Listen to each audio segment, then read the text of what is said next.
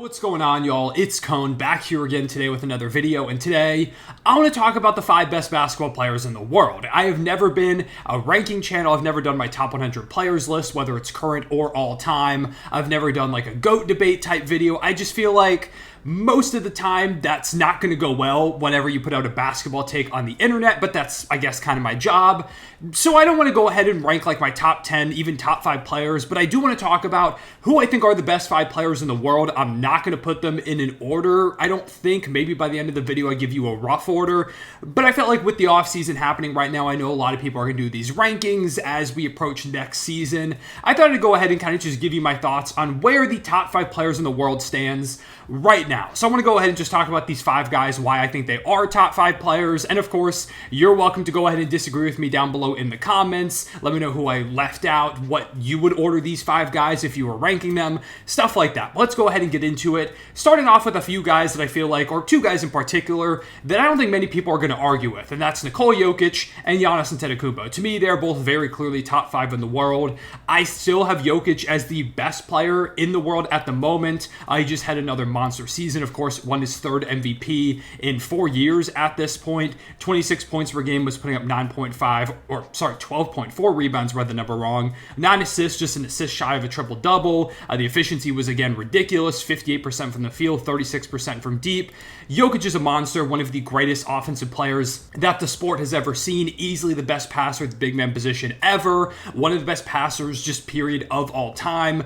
Jokic is having an all-time offensive peak right now. Now, the defense, of course, has never been great with Jokic, but it's been better over the course of his career, and the offense that he brings to the table is just so overwhelmingly dominant that really the defense doesn't matter that much. He is a consistent engine of one of the best teams in the league. They did lose in the second round to the Minnesota Timberwolves, but it was not the fault of Nikola Jokic, who was pretty insane all throughout the season, throughout the playoffs, even though some people argue that maybe Shai or Luka should win MVP, or even Giannis. Jokic was a very deserving winner of this MVP, and whenever you have a guy win 3 MVPs in 4 years, he has to be top 5 on the planet. I don't know how you can say that he's not. Of course, was the reigning Finals MVP coming into this past season, where he led the playoffs in points, rebounds, and assists. Believe he was the first player ever to do that. So yeah, I don't think many people are going to argue that Nikola Jokic is top 5, and again, in my opinion, I think he's still the best player in the world. Things could change going into this upcoming season, but for this moment, Jokic is my pick. If somebody tomorrow asks me on the street, hey, who do you think the best basketball player is in the world right now,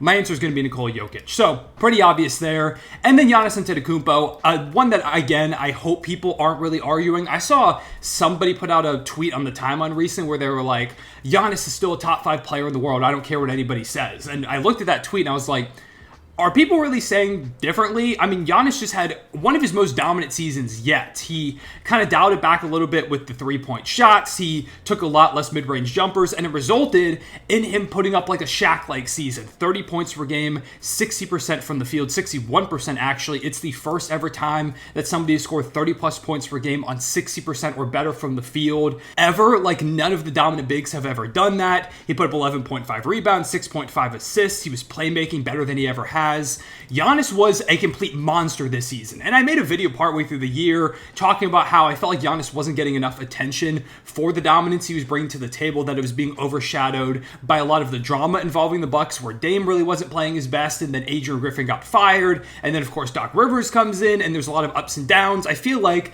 if Giannis had gotten to the playoffs and gotten to play healthy, a lot more people would have realized the insanity that he was putting on display every single game this past season. I still think he would have had an insane playoff run if he was able to be out there on the court. Obviously, just terrible timing on that injury that kept him out of their entire postseason run, which did end in the first round. But yeah, Giannis is a machine. I know there's not really that jumper there. That's always been one of the complaints people have. People say, oh, he's just a run and dunk guy. Giannis is one of the most dominant physical interior forces we've ever seen in the history of the game. Not to mention an unbelievable game changer on the defensive end. Just finished, I believe, 9th in Defensive Player of the Year voting, if Basketball Reference is right. He's a machine. Not much else to really say. Giannis is a monster. There's, in my opinion, no real argument to keep him out of the top 5. So Jokic and Giannis, I don't think many people are going to argue. And then we get into the 3 that I think are a bit more controversial. Maybe the least of them is Luka Doncic. Luka just put on one of the best seasons, arguably the best individual season out of anybody this past season. I know a lot of people felt like Luka should have went out there and won the MVP. He dropped 33.9 points per game, shot 48.7% from the field, 38.2% from deep, easily his best season from the outside. He increased his three-point percentage by 4 percentage points this past season, so his most efficient season scoring-wise. He was playmaking at his typical level, but even better, 9.8 assists per game, 9.2 rebounds. Those are all career highs, or the rebounds a little bit less than he had in 2020, but close to a career high, 1.4 steals. The defense was better, and Luka, of course, made the biggest run of his career so far, where he led the Mavericks to the NBA Finals. They did end up losing, but it wasn't Luka's fault. He, of course, won Western Conference Finals MVP, no surprises there. Walking triple-double, again, the defense has become better. He's no longer a complete liability on that end in most games. I still wouldn't say he's like a positive, but he's not this massive detriment, and that's a big improvement from where he began. And yeah, Luka is one of the best scorers, playmakers, rebounders at his position in the entire NBA. Not a lot of arguments against Luka not being up here towards the top 5. I think he's pretty clearly in this conversation. I don't see a lot of arguments to keep him out. You could, I guess, talk about the defense theoretically, but I don't think that, like Jokic, is nearly enough to take away from the insanity he brings to the table on the offensive end. And again, the defense is improved. So yeah, I'm going to give Luka a spot here in the top 5 as well. I don't think many people are going to argue those first 3, but then the next 2, I feel like is where it's going to get a little bit more questionable for some people. Joel Embiid is the next guy in here. In my opinion, don't think this should be a controversial take at all. I tweeted about this last night.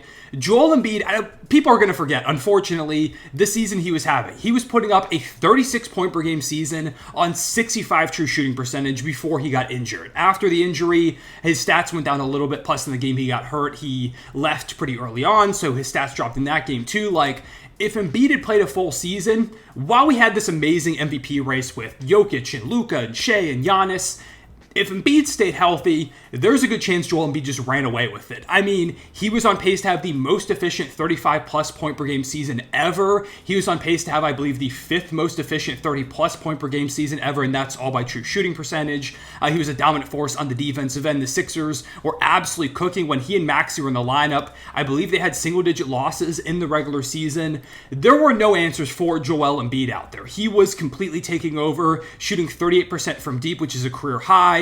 He was out there playmaking better than he ever has, 5.6 assists per game, which is 1.4 higher than his previous career high. He was rebounding at a great rate. Again, the defense was there, 1.7 blocks. Embiid was one of the most dominant two-way forces we had ever seen in the beginning part of that season. I know people are going to talk about the playoffs, and sure, that's the argument if you want to pull Embiid out of this top 5, is that the playoffs have never really gone his way, but this past season against the Knicks, he had a really good playoff series. I know there were some rough fourth quarters in there, but overall, if you take a look, he was a plus like 60 or something crazy like that in a series where the Sixers lost, I think, by like 1 point in total. Like, I think the number might have even been higher than that. I don't remember the exact stat, but Embiid basically, when he was on the court, the Sixers were dominant, and the second he came off, it was a complete disaster. I believe this season now with Paul George in town, another year of Maxey, hopefully Embiid can stay healthy. That's another thing you could knock on him, of course, is that his health is a big concern. Like, Kawhi Leonard is a player that I imagine a lot of people would still have kind of up towards this conversation. Maybe not quite top 5, but pretty high up in player rankings if he wasn't always hurt. Embiid is pretty prone to those injuries. I believe that's a reason why a number of his playoff runs haven't gone his way, because he's either having an ankle injury or just something freak kind of seems to happen a lot of times to him, like he'll get hit in the face a lot.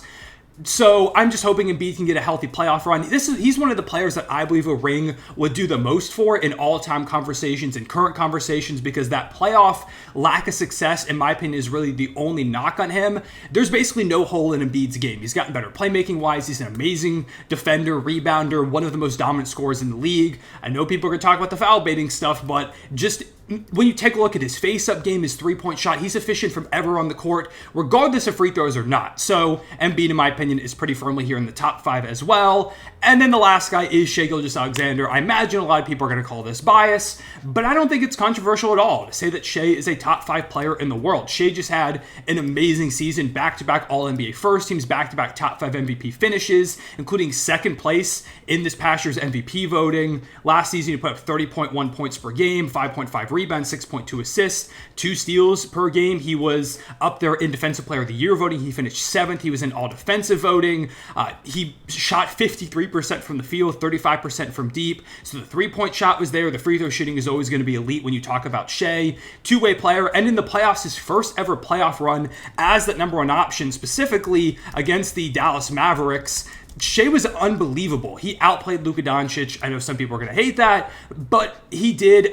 There is context where Luka was seemingly injured, but just taking a look at the numbers and what they did on the court, Shai was the best player in that series. He went out there and put up a hyper-efficient 32.2 points per game on 50.7% shooting from the field, 55% from deep. He was putting up 7 boards. He was diming guys up. 7.3 assists. Shai was unbelievable. There was no answer for him on the Mavericks, and this is a team that slowed down a lot of great scores throughout their run. There was really nothing they could do about Shai. It was just mid-range jumper after mid-range jumper after attacking inside and finishing around the rim. He was an unstoppable force, and I believe it was Game 4 where Shai had one of the best individual Thunder playoff performances I've ever seen. And this is a franchise that's had Russell Westbrook and Kevin Durant and Chris Paul and Paul George and all these different amazing all-time players. James Harden, of course. Shai had one of the most dominant games that I've ever seen as a Thunder fan. Shai is one of the best two-way players in the league, one of the most unstoppable scorers. He just had an amazing first playoff run. He's only going to build off that. Was the best player on the youngest 1 seed ever, the 1 seed in a stacked Western Conference. I don't see a lot of reasons why Shai shouldn't be up here in top 5 conversations. He just really doesn't have a hole in his game at this point, especially if that 3-point shot continues to come up the way it did throughout last season. I don't know how you possibly guard Shai. He's also doing great over in international play right now in the Olympics, as all these players are that are playing in it. But yeah, that's my top 5. I don't know if I want to give an order. I guess if I had to give a rough one, it's like Jokic 1, then probably some mix of Embiid and Giannis at 2 and 3, and then Luka at 4, Shai at 5. If I had to pick it right now, it might change if I think about it for a little bit. But yeah, in my opinion, those are the 5 best basketball players in the world right now. Other guys who I'm sure people are going to bring up are like LeBron and Kevin Durant. I know some Celtics fans are going to bring up Jayson Tatum, but I don't think Tatum's quite there. I've seen some people talk about like an Anthony Edwards, and I know Kawhi Leonard when he's healthy, and all these different guys. There's a million players I can name. I'm not going to go into all of them right here at the moment. But yeah, let me know who your top 5 is, what you thought about this top 5 list. Is there somebody that I'm greatly excluding? Steph Curry as well, I realize I just didn't mention. I feel like he's one of those players that a lot of people are going to say should still be top 5, but I just don't think he quite had the season and has been playing as well as some of those other players. It could just be circumstantial with the team. But yeah, those are my thoughts. Let me know down below in the comments what you think, what I get right, what I get wrong. Let me know if you hate me now after giving this ranking. But yeah, I appreciate y'all watching. Leave a like and subscribe if you enjoyed. Hit the notification bell so you don't miss out on future videos. I'll see y'all later. Real one, say it back.